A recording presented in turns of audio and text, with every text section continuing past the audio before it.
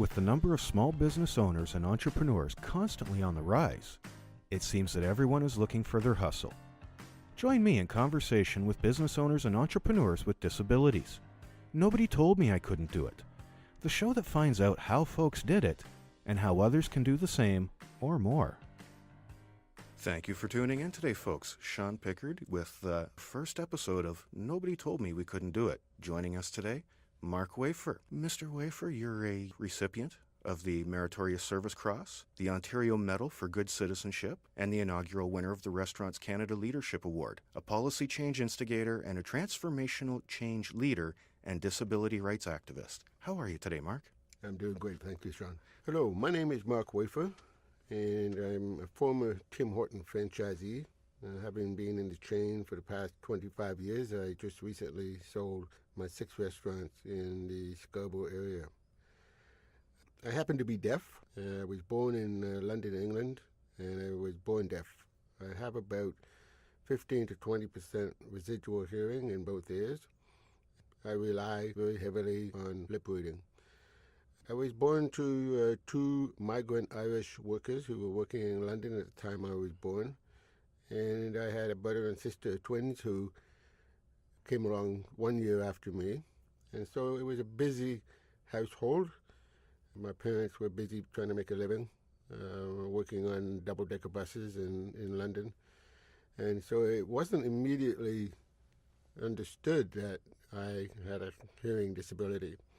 And it wasn't until I was about 3 years old that my parents, through the help of other people, such as a teacher, saying that Mark should get his hearing tested, that they realized that I had a significant hearing loss. I wore hearing aids when I was young, probably up until the time I was 12 or 13 years old, and by that time my family had moved to Canada. But the old style hearing aids that work on FM systems were not compatible with the type of hearing loss that I had. And so I did not wear hearing aids much after the age of 13, 14 years old, and relied 100% on lip reading. And this caused some trouble in trying to find work when I got out of school. I did go to a regular school. I didn't attend a special school. There were some excellent schools for the deaf in Ontario, but I did not attend those. But I got through school and then went to work. And I didn't really have much difficulty finding a job. Being of Irish background, I guess I had a bit of blinding in me, and so I was able to talk my way into a job, quite often a job that I didn't really think I would be able to do, because at some point my hearing would be a problem, and that's exactly what happened. As it became known that Mark was deaf, I would lose the job. From the time I was 16 until I was about 20, I lost just about every job that I had, only because I'm deaf. It wasn't because I wasn't a hard worker. It wasn't because I wasn't contributing. It was simply because I was deaf. I did then work in the automotive industry, and did very well in the automotive industry. I had a passion for that. I've been a race car driver my entire life, and did very well financially, in fact. And that led to my wife and I being able to buy our first business in the early 90s, which was our first Tim Hortons store. And the one thing that we have done that's quite different to other franchise operators is that we built a fully inclusive workforce from the very beginning.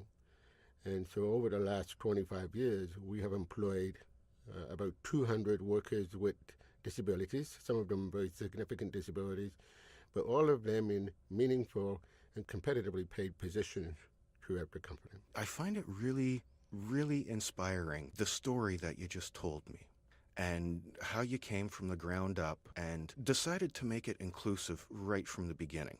Can you tell me a little bit about some of the standards that you were looking for in regards to a restaurant or a business? What were some of the boxes you needed to have ticked for you to go forward with it? Well, Sean, unlike a regular mom-and-pop type restaurant, Tim Hortons being a franchised operation, it's really turnkey. You are taught how to operate the business just as everybody else is. So there weren't a lot of boxes to tick in this particular case. What happened to us in the beginning was we had opened a existing location, and this was a restaurant that had been operating for 2 years. The owner was moving on, and it gave an opportunity for us to buy in. That meant that it had a very busy clientele, and the first day was a disaster. We had new staff, but we had all these customers who had expectations. And so I realized I needed to hire new people. I needed to hire more people. I needed to hire somebody to look after the dining room, for example. And the person who applied for that job was a young man by the name of Clint Sparling, and Clint Sparling has Down syndrome. Now, I didn't have a lot of experience being around people with intellectual disabilities, but because of the barriers I had faced as a young man, I knew that Clint was not going to find a job. And we're talking 25 years ago, so things were really quite different back then. You know, employers are still buying into these myths and misperceptions today, but the stereotypes back then were even worse. So I knew that he wasn't going to get a job, so I decided to give him a chance. And that's really how we got started. You know, Clint, we had to teach him how to take a bus. We had to teach him how to do the job. It was going to take a little bit longer. I didn't have that time, so we enlisted the help of Community Living Toronto. They helped us to do that training. And within a month, I realized that Clint had become my best employee. You know, here's a man with a significant disability, and he's my best employee. There was just no question about that. And so we continued to hire people with intellectual disabilities. And over a period of time, I started to realize that there was a business case for this. You know, those people were not calling in sick. These people were not looking for the smoke break. These people were not looking at the clock to see if it was time to go home. They didn't require any supervision, and their productivity was higher than anybody else's, and they didn't leave. So the turnover rate was much lower. So we started to realize very quickly that it was a business case, and that's why we opened our doors to anybody with a disability, as long as they could do the job or they could be trained to do the job. A very forward-thinking way of doing it, especially 25 years ago. As you say, it was a completely different time then. Something like financing. All businesses need some startup capital, even when you're buying a turnkey thing, such as a franchise. That can be a daunting task with a lot of flaming hoops to jump through. Government programs, angel investors, things of that nature. What was financing like for you? It's a good question, because today, as well as back 25 years ago, there is an issue with financing when it comes to people with disabilities. And some of that is subconscious bias, some of it is real. For me, it wasn't an issue. Back in the early 90s, if you were borrowing money to buy Tim Hortons, it was the bank manager would always say, "How much do you need? I will give it to you. You got a check today." It was such a sure thing for a lending institution, Tim Hortons, that there were just no questions asked. I mean, of course, we went through the normal channels to get a loan. And as long as you had the prerequisites, then there was no issue at all in getting the money. But I do have friends who have started businesses who have disabilities. I mean, these are obvious disabilities, people in a wheelchair, somebody missing a limb, somebody who's blind. Entrepreneurs who would come up with an idea to start a business. And there's one in particular that really bothered me. There was a person who was going to start their own investment firm, and had a degenerative disease, and was in a wheelchair at that point, and was turned down blatantly because they were a wheelchair user 25 years ago. I mean, you wouldn't get away with that today, but the attitude still exists. Yes, I would agree with you there. Yeah, you wouldn't be told you're not getting the money because you're in a wheelchair, but you're not getting the money anyway. Sad, really. Things like the CRA, business licensing, you know, there's a lot going on. Organization, things like that. Did you have any help keeping organized, getting everything, all your I's dotted and T's crossed? Yeah, yes, I did. And as any smart business owner will surround themselves with people who are much smarter than they are. And I started with my wife. My wife was an accountant. And she actually worked for Tim Hortons, the corporation, before we became franchisees. But you know, dealing with CRA and dealing with the day-to-day administration of a company, my wife was very proficient at doing that. So that was definitely a bonus. But there's a lot of things that we don't know, and you have to have experts to help you with that. In fact, I would not have been able to get out of the chain without having these experts on my side, because sometimes it's harder to shut down a business than it is actually start one up. But we did find a team, accounting team, and a legal firm that actually worked together, and so they became our team, and we've been with them for 25 years, and they were able to help us and guide us along the way. You know, there's so many things you have to think about when you're operating a business. Now, provincially, federally, and even municipality, you've got so many things that you've got to think about, and this is on top of running a 24-hour-a-day operation, 6 restaurants, and 14,000 customers a day. So yeah, you definitely need help. There's a lot that can go wrong real fast in that time. Very fast, yeah. It's actually funny you should mention that, because I was curious about some of the growing pains, things like that you might have come across, whether it's a labor shortage, supplier issues, things like that. What were some of the hiccups that you ran into?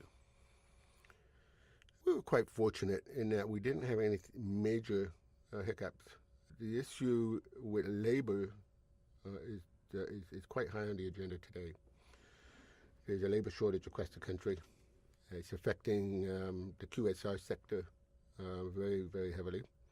In my hometown, where I live in Collingwood, Ontario, we actually have a negative unemployment rate, and we have a 0 rental rate. So that means nobody can actually move into the town and rent and work in a minimum wage job. There just isn't any possibility of that happening. And so all the employers in town suffer.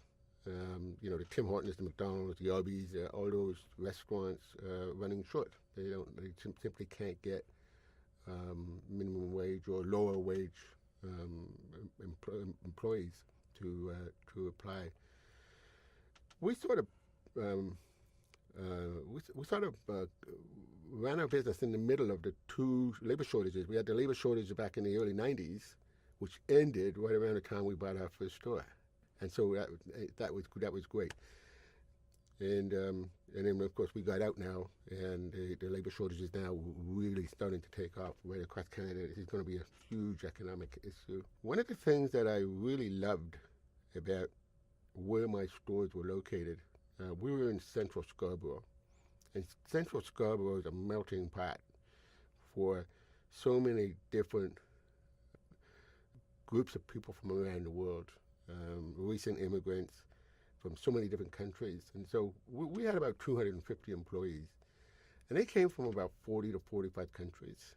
And it was just such a neat way to get to know about other people's culture and to see cultures working together and doing so well, where they were back in their own countries actually didn't get along. And we had that for 25 years, and it was something really special for us. It wasn't just the fact that we had and were recognized for employing people who were marginalized, people with disabilities, but we also had this sort of United Nations of employees in business, and that's really cool. Yeah, that's really not a bad title to have, is it? No. You know what, Mark? The more I learn about you, the more inspiring you are. Good sir, that's about all I can think there. We'll take a quick, short break here. What if we told you one of the leading disablers in Canada has a higher incidence rate than multiple sclerosis, breast cancer, and HIV/AIDS combined? What if we told you that this year alone, 160,000 Canadians will be affected? What if we told you, even though this condition is so common, many survivors and their families still experience social isolation and lack of understanding from peers and loved ones, a medical system that often doesn't have the answers, and a sense of hopelessness? So what is the leading cause of death and disability for Canadians under the age of 40? Brain injuries caused by motor vehicle accidents, sports injuries, strokes, falls, heart attacks, cancer, domestic abuse, and countless other ways. It can happen to anyone at any time. But if you or your loved one is living with brain injury, you don't need to go through it alone. The Brain Injury Society of Toronto provides support, education, and information about how to survive and thrive after a brain injury.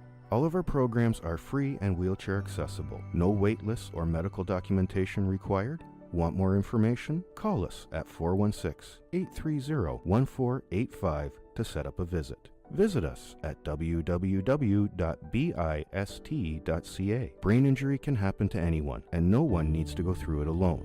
BIST is located at 40 St. Clair Avenue East, number 205, right above the Deer Park Library.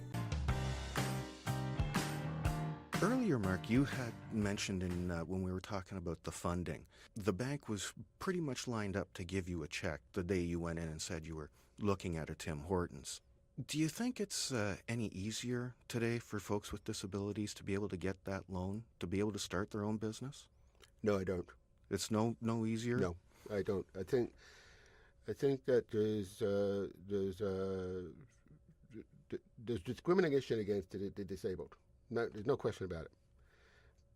Just the other day, there was a tweet made by someone. Don't even remember what it was, but it had to do with the fact that the country was now going to overturn its policy on immigration by people who have a disability. And this is something that is well overdue. You know, families are turned down because good families coming from different countries are turned down because they have a child who has a disability. And that child will be a burden on Canada's health care, which is not true. Simply not true. That child will come to Canada and will be a contributor at some point in their life. And so the government overturned that, which was very welcome. On that tweet, there were about 150 responses.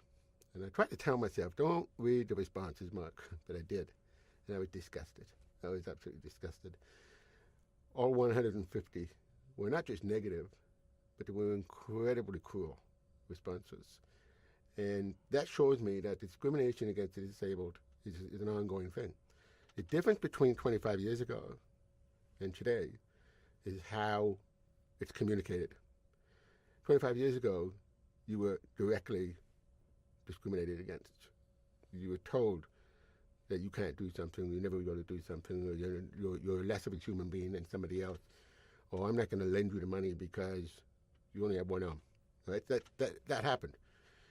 Today, because we have all these rules in place, and the Human Rights Tribunal is just down the street if somebody screws up, a lending institution is not going to be as open. And I'm not talking about all lending institutions. I'm talking about some of them whom a person with a disability might apply to. If you look at banks like RBC and BMO, and especially RBC, the work that they've done in the disability space is incredible.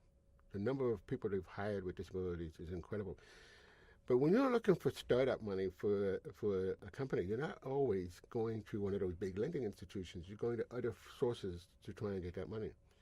And so the discrimination lies there. And they say to you, thank you so much for coming to us and asking for money. At this point in time, I'm sorry, we can't lend it to you. That's how it's done. But in the back of your mind, you know exactly what's happened.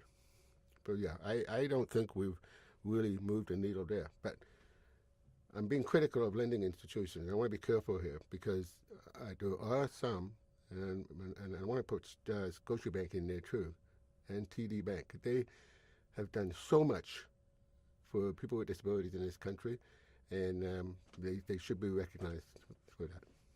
Somebody does need to lead the way. Yes. Now, do you feel that other resources, such as angel investors, might be a better way to go than lending institutions? There can be some issues in that area too. I mean, one of the things that I find people with disabilities starting out their own job, starting out their own business, going into a lending institution which is not sort of typical, they're paying a higher interest rate, and that's unfair. And if they can go to a typical lending institution and get a same interest rate as you and me, that's more fair. And that's the way it should be. I think the governments can make it easier. I would like to see more opportunities through government funding for young entrepreneurs with a disability who are coming out of university who are going to have a 70% unemployment rate. So when you talk about someone who's got an MBA coming out of Queen's University, I mean, who's not going to grab that person up here in the city of Toronto? Somebody's going to grab that person up, but they're in a wheelchair or they're blind. They're not going to get a job. They're going to be unemployed. And so we see a more significant number of people with disabilities trying to become self-employed because of that. They go back to school because they can't find a job, so they tend to be overeducated. And then they have an entrepreneurial spirit. They want to start their own job. And so we're starting to see more of that, more people with disabilities trying to find a way to sustain themselves by becoming self-employed. And if governments can provide funding for that so that they become a lender instead of some of the institutions, that's better. As an entrepreneur, you've started and successfully run many businesses. What do you feel everybody who's starting a business needs to know? What resources are available to help today that you wished were available then? The first thing that you need when you're starting a business is that you need a business plan. Most people who start a business don't have one, and that can lead to disaster. It's important to understand what your product is, whether the product is real and tangible, or whether it's a service. You have to understand it. You've got to look at the market research and see that this is something that's actually needed in your community.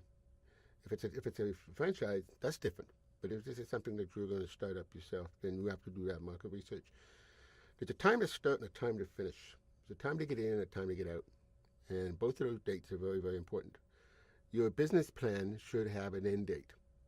In my case, it was 5 years. So we started in the early 90s, and I had a 5-year plan. That 5-year plan became a 10-year plan, became a 20-year plan, and so on. And after 25 years, we got into a situation where our stores were very valuable, and it made sense to sell them. So our business plan was to sell at 25 years. When it comes to restaurants, many people buy a restaurant because it's a romantic thing to do. They're going to spend the time in the bar talking to people and having a great time, and they don't take the time to look at what are the real costs here. You know, what's my labor going to be? What's my food going to be? How much should I be charging for hamburgers in my restaurant? You know, stocking it with wine. What type of wine? You know, what's the range for the people who live in this community? What makes sense? A lot of people don't do that, and that's why we have such a high failure rate. There's a big romanticism in opening a restaurant. And I can tell you, anybody listening here, there's nothing romantic about owning a restaurant. It's a lot of fun, and it's very, very hard work, but it is nothing romantic about it at all. The only reason you get into any business is to make money. So you've got to make sure that if you're going to open a restaurant, that you're doing it for the right reason. And you can only do that with a business plan, because the business plan can actually show you this is not a good idea. Don't go ahead with it. It's a very good point. Yeah. I know some folks would consider a business plan as a love letter to yourself. This is where you want to go. It's a very, very good way to put it, yeah. You have spent lots of time trying to make changes at the highest levels. You talk to folks that set up our policies. What is it that happens today that still shocks you and surprises you that you feel shouldn't be happening today? Well, actually, I'm working on something right now with the federal opposition party called the Opportunities Act. This is something that is definitely needed, and so let me explain. In the provinces, each province has an ODSP, the Ontario Disability Support Plan. It's got a different name in each province, but each one has one.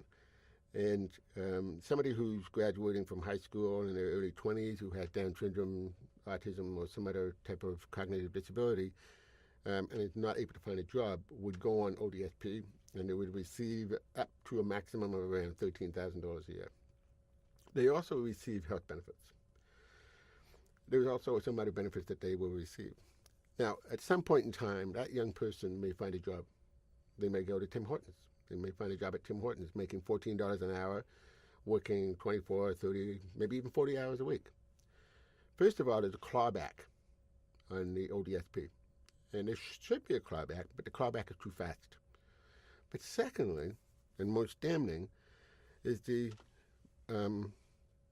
income tax rate charged to that individual with a disability is higher than a person without a disability. So two people hired at the same time, same age, same skill set, doing the same job. The person with a disability, the income tax rate is higher because they still have some association with ODSP. This is true in every province. In Ontario, it can be as high as 75% income tax. In some provinces, it's over 100.